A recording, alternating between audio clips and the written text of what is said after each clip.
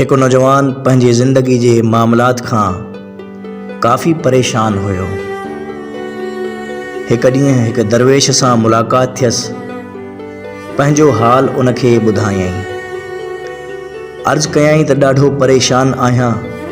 ही ॾुख ऐं परेशानियूं हाणे मुंहिंजी बर्दाश्त खां ॿाहिरि आहिनि। लॻे थो त हाणे मौत ई मूंखे इन्हनि परेशानियुनि खां बचाए सघे थो।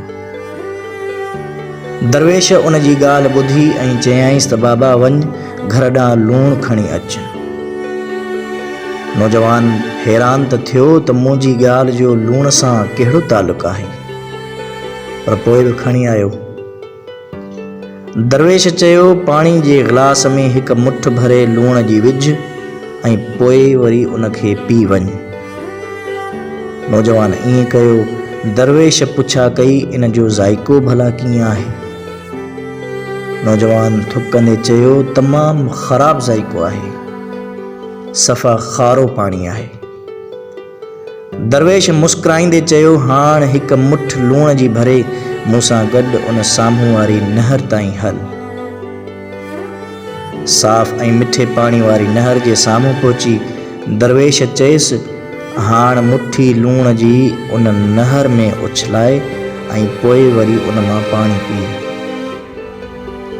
नौजवान उन नहर मां पाणी पीतो ऐं दरवेश पुछणु लॻो ॿुधा इन जो ज़ाइको कीअं आहे। छा हाणे बि तोखे ही पाणी खारो पियो लॻे? नौजवान चयो न, ही त तमामु मिठो पाणी आहे, तमामु ज़ाइकेदार पाणी आहे।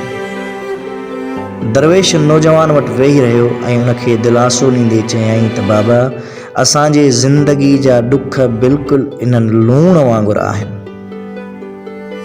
जेतिरो लूणु उन गिलास में विधो हुयो ओतिरो ई लूणु इन नहर में बि विधो, पर गिलास जो पाणी खारो थी वियो ऐं नहर खे उन मुट्ठी भर लूण मां को बि फ़र्क़ु न पियो। अहिड़ी तरह इंसान बि पंहिंजी ज़र्फ़ जे मुताबिक़ तकलीफ़ुनि जो ज़ाइको महसूसु कंदो आहे। जॾहिं तोखे को ॾुख मिले त पाण खे उन ॾुख खां वॾो करे छॾ। गिलास जियां नंढो न रहंदो कर, बल्कि नहर जियां वॾो थी वञ। अल्लाह ताला कंहिंखे बि उन जी बर्दाश्त खां मथे तकलीफ़ूं नाहे ॾींदो।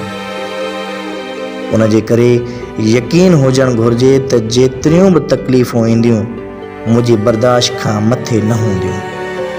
Thank you for the listening to this recording. In the next recording मां तव्हां सां कंहिं ॿिए टॉपिक ते गुफ़्तगू कंदुसि।